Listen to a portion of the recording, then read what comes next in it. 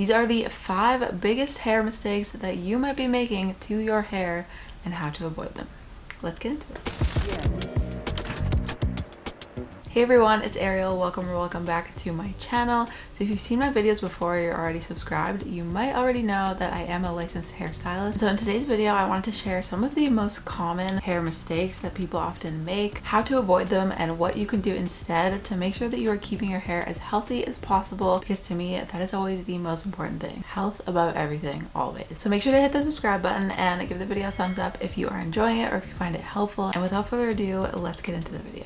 Okay, hair mistake number 1, haircuts. Now, there's 2 sides to this one because it is possible to cut your hair too much and it's also possible to not cut your hair enough. So I think it does depend on the current haircut that you have. If you have a shorter haircut, or if you have bangs, or if you just have a haircut that like falls out of its shape really quickly, then you might need to cut your hair more often. But if you have longer hair or you only cut your hair to really keep it healthy, then you can probably get away with doing less haircuts. But a good rule of thumb is to cut your hair every 6 to 12 weeks, unless of course you have any kind of bangs, because your bangs are going to be in your eyeballs by then. But anywhere in that 6 to 12 week range is going to make sure that you're keeping your hair healthy, maintaining somewhat of a shape, and also maintaining length if you are worried about keeping your hair not only healthy but also long. And I know some people often think like, well, I'm trying to grow my hair out, so like I'm just not going to cut it for 2 years just so that I can maintain the length. But that's not really good either, because then you're going to be allowing splits and breakage to move further up your hair. So if you're just avoiding cutting your hair altogether, it might be long and it might be growing,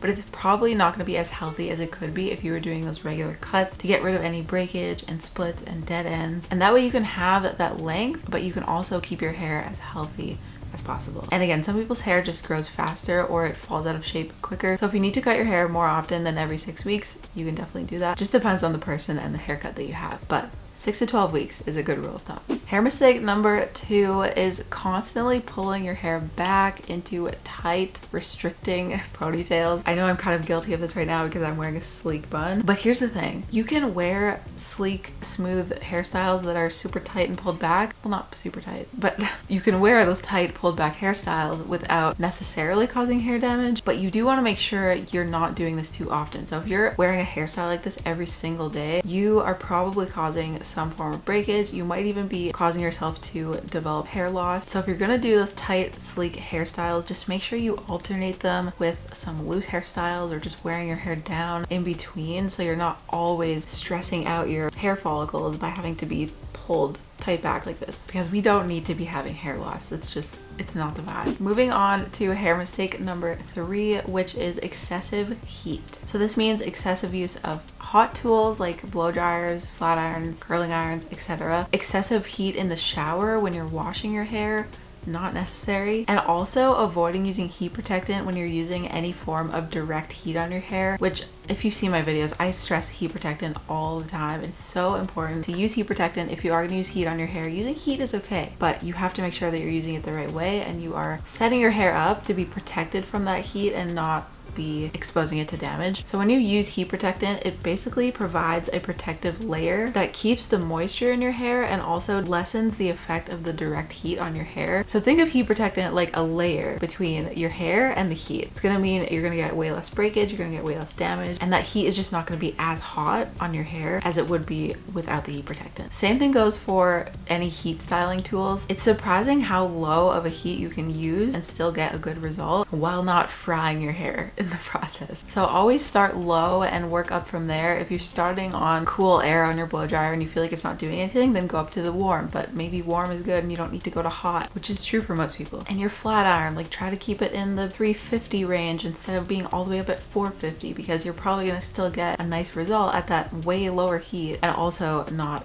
have that excessive heat on your hair, which is just not necessary and it's just causing damage. And lastly, using lukewarm water in the shower instead of hot, because I know it feels good to use hot water in the shower, but it's causing damage to your hair. So just lower the heat a little bit. It can still be warm, nice and warm, but not scalding hot. It's just not good for your hair at all. Hair mistake number 4 is over and under shampooing. This is a tricky one because it's very different for everybody. Some people have really oily hair and they need to shampoo more often, and some people have dry hair and shampooing only dries their hair out more. So you really have to find that balance that works for you. Generally, you should only shampoo your hair when it actually feels dirty or looks dirty and like really needs to be washed. Otherwise, you can usually go a bit longer than you think. But if you have oily hair, like just wash it every day. Like if you need to wash it every day, it's fine. You're not like committing a crime. Just keep in mind that you might be able to get away with going a few days or even like 5-7 days between washing, and then avoiding putting that stress on your hair of like aggressive shampooing and stripping it of its natural oil. Although as much as over shampooing can be a problem, it can also be bad to under shampoo your hair. So if your hair is dirty, just wash it. If you're going 2 weeks, 3 weeks, 4 weeks without washing your hair, there's probably going to be a ton of buildup on your hair, and then your hair is having a harder time growing and like thriving because it's not getting proper amount of oxygen. It's just getting weighed down by all this oil and buildup and all the products you've used in the last however long. It's not good for your hair and it's not good for your scalp. So shampoo when you need to, and also shampoo only the roots. You don't need to shampoo your ends unless you've gone like a month without shampooing, then maybe do the full thing. But generally your shampoo will rinse down your hair and clean your ends so that you're not stripping your ends completely of moisture. It's usually only your roots that need to be shampooed, usually. And last but not least, hair mistake number 5 is brushing and detangling from the roots down. I've said it so many times before, but I will say it again. Always, always, always detangle from your ends up. So start with the tiniest little bit of end, as little as you need to. Like if you have really tangly hair, start with just the tiniest bit and get that tangle free. Then move up an inch if you need to and detangle that. But always start at the ends and work your way up, because if you start at your roots and try to brush through the entirety of your hair, you're going to be causing so much breakage. If you have any tangles in there, you're just going to be ripping through it and aggressively pulling through all those tangles, causing breakage. It's just not good. So detangle the ends first and work your way up, not the other way around. And I'm also going to group in any kind of like aggressive styling with this. So like if you're doing, let's say this hairstyle that I have in now, if I just like really messily like threw this up and then use like the most aggressive hairband ever, that's not going to be good for my hair. Obviously I'm probably going to get breakage, and same thing applies. I'm brushing without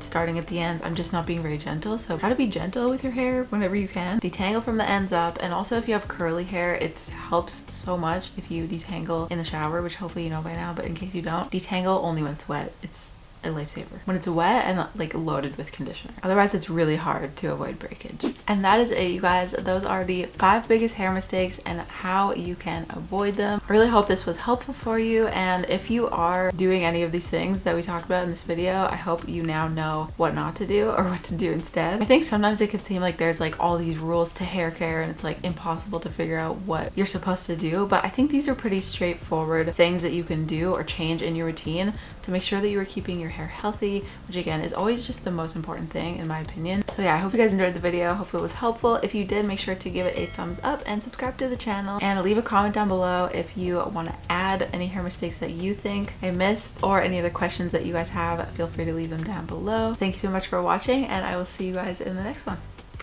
Bye.